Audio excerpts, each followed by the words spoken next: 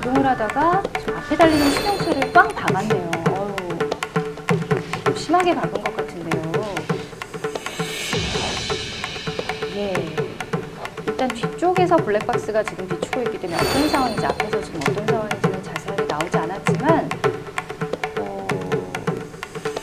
속도를 줄이지 않고서 지금 차선 변경을 하다가 일어난 사고인지 어쨌든 지금 1차로에서 잘 달리고 있는 차를 크게 박았습니다. 네, 그 다음에 이제 블랙박스 차량이 그 뒤를 딱 박았네요. 어쨌든 고속도로에서 일어난 3중 추돌 사고인데요. 같이 쭉 봤는데 지금 보통은 이제 블랙박스랑 상대 차량 두 가지 차량만 이제 하는데 이번에는 승용차, 트럭 이렇게 같이 좀 두 가지 버전으로 좀 비율을 나눠보면 어떨까 싶습니다. 두 분 의견 어떠실지 적어주셨나요? 한번 들어보겠습니다. 하나, 둘, 셋. 예, 자, 지금 이 변호사님은 블랙박스 측이 40, 상대방 측 60, 그리고 승용차 측이 0, 트럭 측이 100이다 라고 과실을 매겨주셨고요. 그 다음에 김 변호사님은 블랙박스 측 30, 상대방 측 70, 승용차 측 0, 트럭 측 100 이렇게 정리를 해주셨습니다. 저희가 이제 하나하나 좀 따져봐야 될 것 같은데 먼저 승용차와 트럭의 과실비율은 둘 다 0대 100이다라고 하셨거든요. 그럼 이번엔 김태현 변호사님 의견 한번 들어보겠습니다. 예. 네. 우선 승용차와 트럭의 과실 비율에 대해서 이야기를 해보면 네. 승용차 사실관계를 보면 승용차가 직진으로 주행하던 중에 트럭이 차선 변경을 하면서 점선 도로를 넘어오는 과정에서 충돌이 발생한 상황으로 보입니다. 예.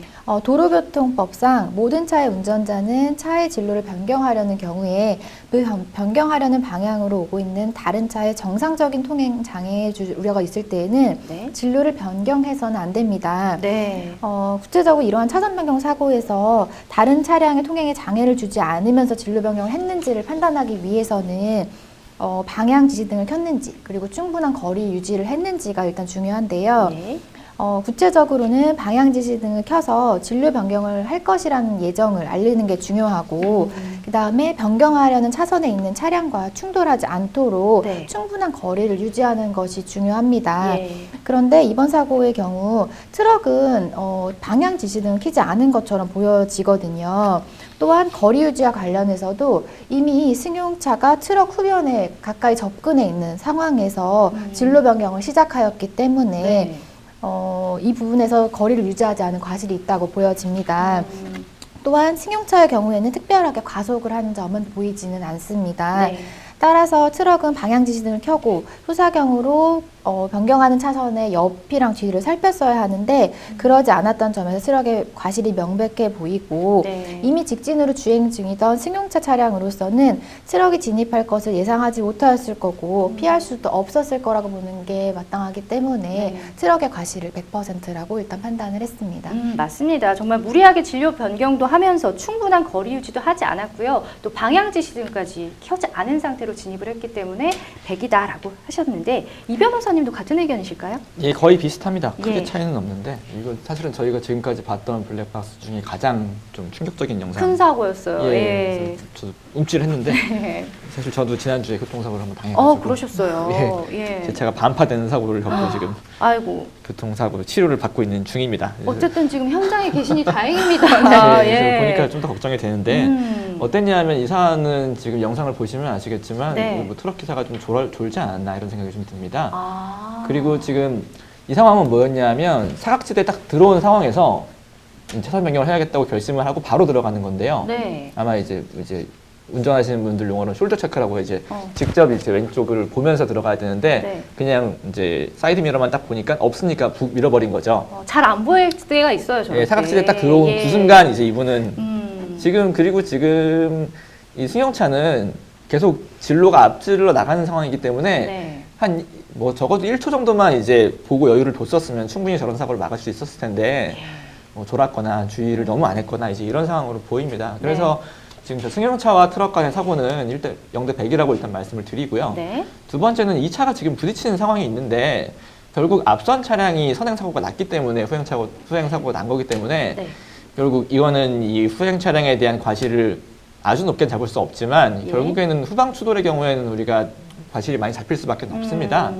이 사안도 지금 보시면 안전거리가 그렇게 넓지가 않아요. 예. 그리고 이 블랙박스 높이를 보니까 후행 차량도 이제 화물차이거나 네. 이런 차량으로 보이고 제동의 시점이 보입니다. 이제 네. 차량이 쭉 가라앉으면서 제동되는 것도 보이는데 예. 제동을 조금 늦게 하시는 게 보입니다. 그래서 이제 이쪽에서 사고가 나가지고 이거를 이제 막을 수 없는 상황이 됐다는 거를 완전히 인지하게 된 시점. 그러니까 이 상대방 승용차가 휙 스피닝이 걸려가지고 예, 예. 이쪽으로 넘어온 시점에서 풀브레이크를 밟으시는데 네. 이것도 약간 늦으신 거로 보여요. 그래서 이런 점들을 고려할 때는 과실 비율을 저는 40 정도로 봤고요. 네. 그래서 이런 면에서는 좀 아예 좀 억울하신 면은 있으시겠지만 과실이 있을 수밖에 없다고 판단을 했습니다. 아, 그 블랙박스와 상대 측의 과실까지 같이 좀 말씀을 해주셨습니다.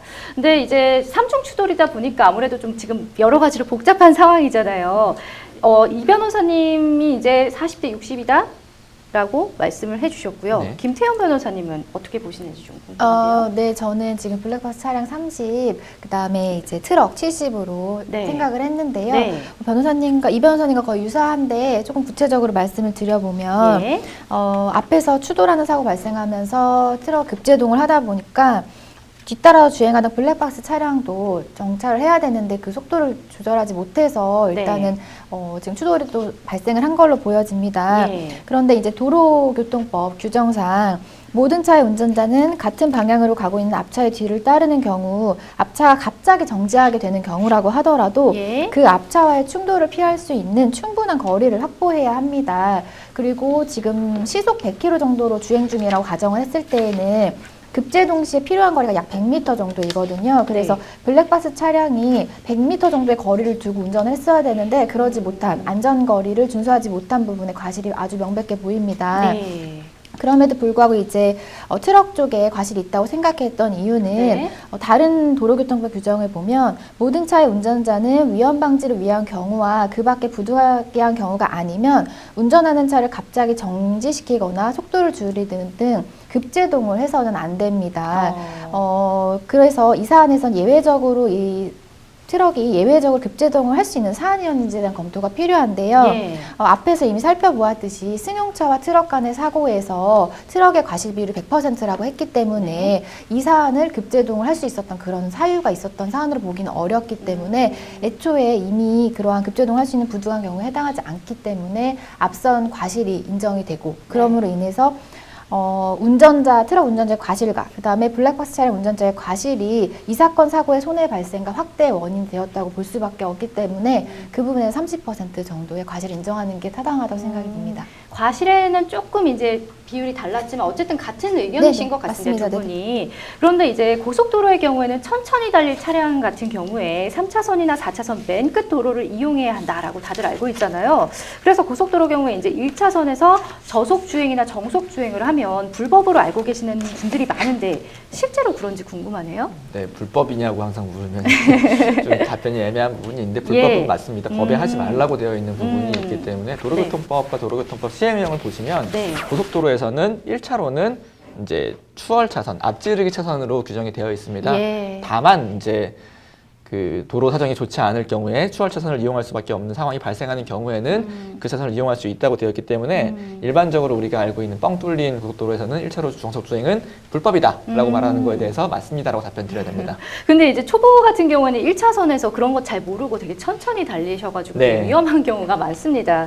그 고속도로에서 사고가 날 경우에 삼각대를 설치하지 않거나 뭐 어떤 위험을 알리는 표시를 하지 않을 경우는 어떻게 되나요, 김 변호사님? 네. 도로교통법 규정상 자동차 운전자는 고장이나 그 밖의 사유로 고속도로에서 자동차를 운행할 수 없는 경우에 자동차 후방에서 접근하는 자동차의 운전자가 확인할 수 있도록 그 위치에 안전 삼각대를 설치를 해야 됩니다. 또한 야간의 경우에는 사방 500m 지점에서 식별할 수 있는 적색의 섬광신호, 전기, 제동 등 불꽃 신호의 표지를 추가로 설치를 해야 되는데 이러한 규정은 도로교통법 규정상에 규정이 되어 있는 거기 때문에 위반 시에는 처벌이 대상이 될 수 있습니다. 알겠습니다. 이제 안전삼각대나 표시할 만한 것들을 꼭 차에 구비를 하고 다녀야 될 것 같습니다. 네네, 본인이 직접 나와서 그렇게 하면 굉장히 위험한 위험하죠. 상황이 네. 될 수 있기 때문에 네, 교통사고는 항상 예기치 않은 순간에 일어나기 때문에 오늘도 좀 안전운전을 하셔라 하는 말씀 드리면서 여러분은 지금 생방송 법률상담과 함께하고 계십니다.